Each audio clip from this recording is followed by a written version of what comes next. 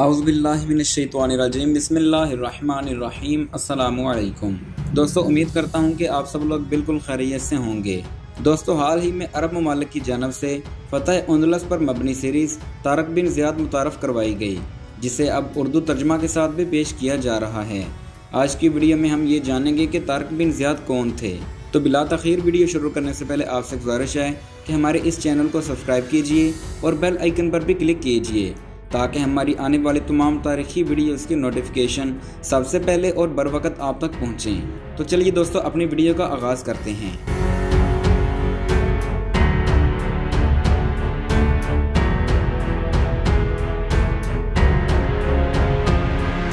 दोस्तों, तारक बिन ज़ियाद बर्बर नस्ल से ताल्लुक़ रखने वाले एक मुसलमान सिपा सालार और बनो उमैया के जर्नैल थे, जिन्होंने 711 ईस्वी में हिस्पानिया यानी कि स्पेन में ईसाई हुकूमत का खात्मा करके यूरोप में मुस्लिम इक़्तिदार का आगाज़ किया। उन्हें स्पेन की तारीख के अहम तरीन अस्करी रहनुमाओं में से एक समझा जाता है। शुरू में वो उमवी सूबे के गवर्नर मूसा बिन नसैर के नायब थे, जिन्होंने हिस्पानिया में ज़ैगोत बादशाह के मज़ालिम से तंग अवाम के मुतालबे पर तारक बिन ज़ियाद को स्पेन पर चढ़ाई का हुक्म दिया। तारक बिन ज़ियाद ने मुख्तसर फौज के साथ यूरोप के अजीम इलाके स्पेन को फतह किया और यहाँ दीन इस्लाम का अलम बुलंद किया। स्पेन की फतह और यहाँ पर इस्लामी हुकूमत का क़याम एक ऐसा तारीखी वाक़या है जिसने यूरोप को सियासी, मुआशी और सकाफती पसमानदगी से निकाल कर एक नई बसीरत अता की और इस पर नाकाबिले फरामोश असरात मुरतब किए। तारक बिन ज़ियाद की तालीम और तरबियत मूसा बिन नसैर की ज़ेर निगरानी हुई थी, जो एक माहिर हर्ब और अजीम सिपा सलार थे। इसलिए तारक बिन ज़ियाद ने फ़न सिपागिरी में बहुत जल्द शोहरत हासिल कर ली। हर तरफ उनकी बहादुरी और अस्करी चालों के चर्चे होने लगे। तारक बिन ज़ियाद बिन अब्दुल्ला न सिर्फ दुनिया के बेहतरीन सिपा सलारों में से एक थे, बल्कि वो मुत्तकी, फर्ज शनास और बुलंद हिम्मत इंसान भी थे।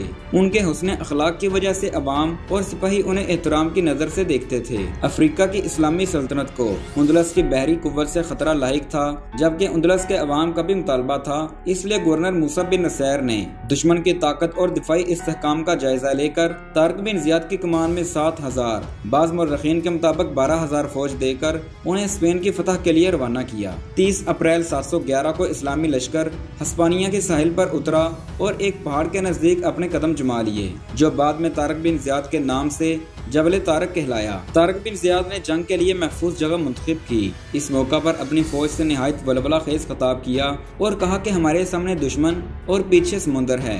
जंग से कबल उन्होंने अपने तमाम बहरी जहाज़ों को जला देने का हुक्म दिया, ताकि दुश्मन की कसीर तादाद के बायस इस्लामी लश्कर बातिल होकर अगर पसपाई का ख्याल लाए तो वापसी का रास्ता ना हो। इसी सूरत में इस्लामी फौज के पास सिर्फ एक ही रास्ता बाकी था, या तो दुश्मन को शिकस्त दे दें या अपनी जान जाने आफरीन के सुपुर्द कर दें। ये एक ऐसी जबरदस्त जंगी चाल थी कि जिसने अपनी अहमियत की दाद आने वाले अजीम सिपा सलारों से भी पाई।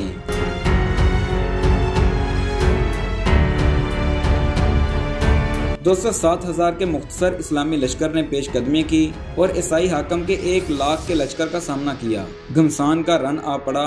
आखिरकार दुश्मन फौज को शिकस्त हुई और शहंशाह रॉडरिक मारा गया। बाज़ रवायतों के मुताबिक वो भाग निकला, जिसके अंजाम का पता न चल सका। दोस्तों, इस एतबार से ये जंग फैसला कुन थी कि इसके बाद हिस्पानवी फौज कभी मुत्तहिद होकर न लड़ सकी। फतह के बाद तारक बिन ज़ियाद ने बगैर किसी मुज़ाहमत के दारुल हुकूमत लेतला पर भी कब्जा कर लिया। मूसा बिन नसैर ने हुकूमत अपने बेटे अब्दुल्ला के सुपुर्द की और खुद तारक बिन ज़ियाद से आ मिले। दोनों ने मिलकर मजीद कई इलाके फतह किए। इसी दौरान खलीफा वलीद बिन अब्दुल मलिक ने अपने कासद भेजकर दोनों को दमिश्क बुलवा लिया और यूं तारक बिन ज़ियाद की अस्करी जिंदगी का इख्तिताम हुआ, जबकि इस्लामी दुनिया के इस अजीम फातेह ने 720 ईस्वी में वफात पाई। दोस्तों, उम्मीद करता हूँ कि आपको ये वीडियो अच्छी लगी होगी।